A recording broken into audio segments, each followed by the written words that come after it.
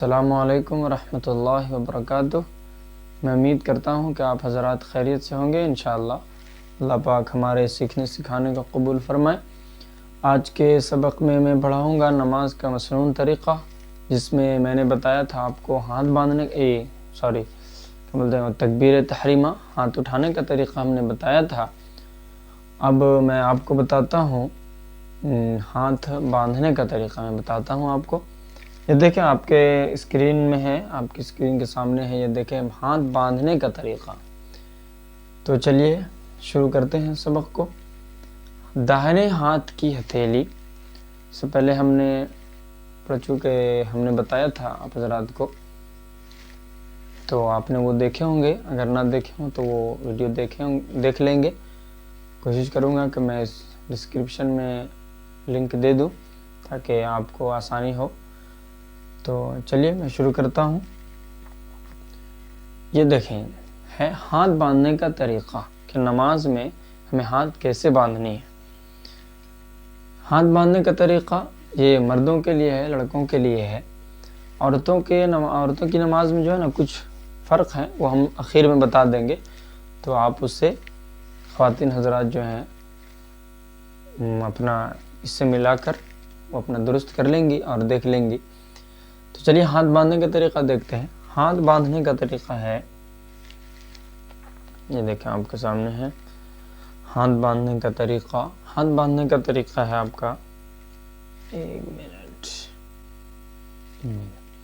داہنے ہاتھ کی ہتھیلی، یہ داہنا ہاتھ ہے، داہنے ہاتھ کی ہتھیلی، یہ جو ہتھیلی ہے نا، بائیں ہاتھ کی ہتھیلی، یہ بایاں ہاتھ ہے، یہ دایاں ہاتھ ہے، یہ بایاں ہاتھ ہے، پر داہنے ہاتھ کی ہتھیلی یعنی رائٹ ہینڈ جو ہے، بائیں ہاتھ کی ہتھیلی یعنی لیفٹ ہینڈ، دائیں ہاتھ کی ہتھیلی بائیں ہاتھ کی ہتھیلی کی پشت پر رکھنا، یہ پشت ہے، اور اس کو ایسے رکھنا، ایسے رکھنا، جیسے مرضی ویسے نہیں رکھنا ہے۔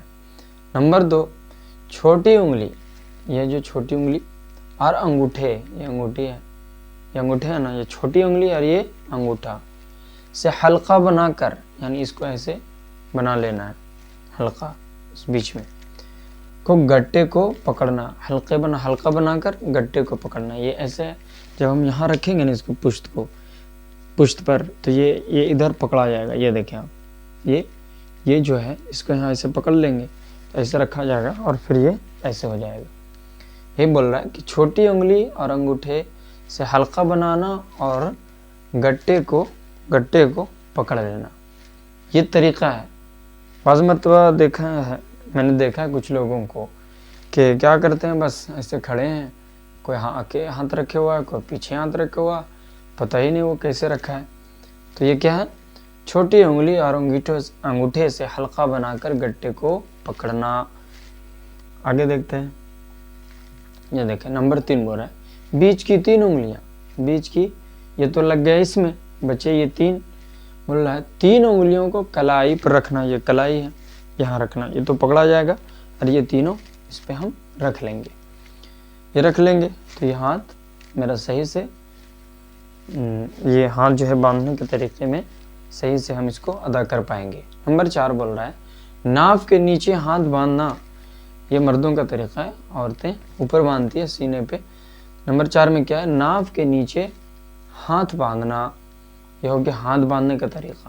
نمبر 1 کیا ہے، نمبر 1 میں ہم نے دیکھا دائیں ہاتھ کی ہتھیلی بائیں ہاتھ کی پشت پر، جو ہے نا یہ ہتھیلی ہے، اس کی پشت پر رکھنا، اور نمبر 2 میں ہم نے دیکھا کہ چھوٹی انگلی اور انگوٹھے سے حلقہ بنا کر گٹے کو پکڑنا۔ اس کے بعد لاسٹ میں ہے اس کے بعد تیسرا میں ہے بیچ کی انگلی یہاں رکھنا، کلائی پر رکھنا۔ نمبر 4 میں ناف کے نیچے ہاتھ باندھنا۔ اب آگے دیکھیں رکوع کا طریقہ۔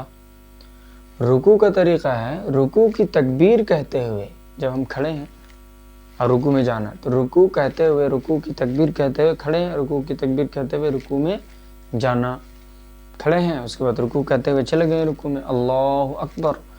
نمبر 2 میں رکوع میں دونوں ہاتھوں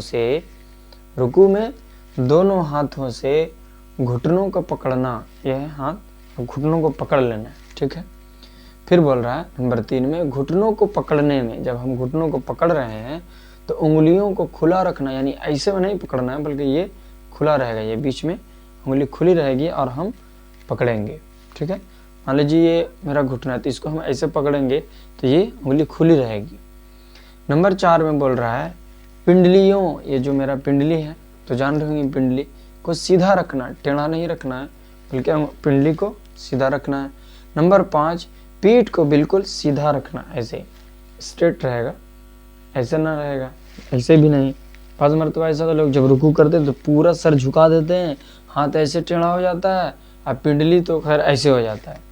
تو یہ اس کا خیال رکھیں گے ہم لوگ، پنڈلی سیدھا رکھیں گے، ہاتھ بھی صحیح سے رکھیں گے اور سر کو ایک دم پورا جھکا نہیں دینا، بلکہ جب یہ مان لیجیے سر ہے میرا، اگر ہم ایسے رکھتے ہیں اور یہ سر میرا نیچے چلا جاتا ہے تو یہ تو جھک گیا، برابر نہیں ہوا.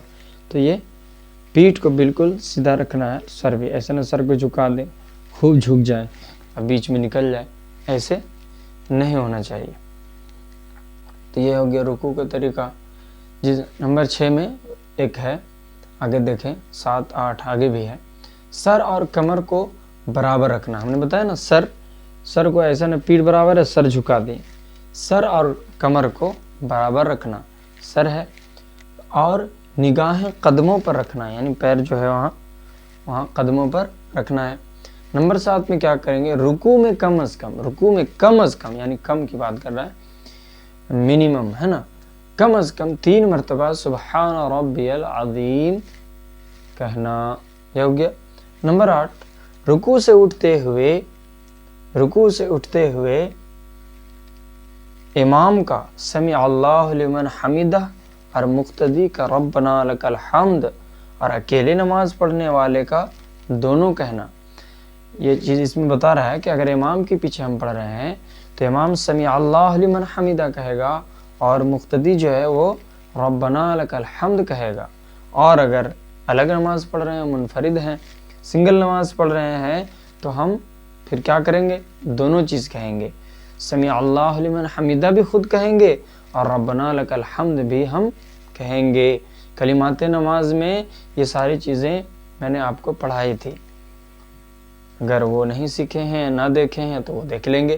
نمبر 9 ہے رکوع سے اٹھ کر اطمینان سے بالکل سیدھا کھڑا ہونا، یعنی ایسا نہ ہو کہ اسپیڈ میں کھڑا ہوں اور ترنت پھر سجدے میں چلے جائیں، بلکہ رکوع سے اٹھ کر اطمینان سے بالکل سیدھا کھڑا ہونا.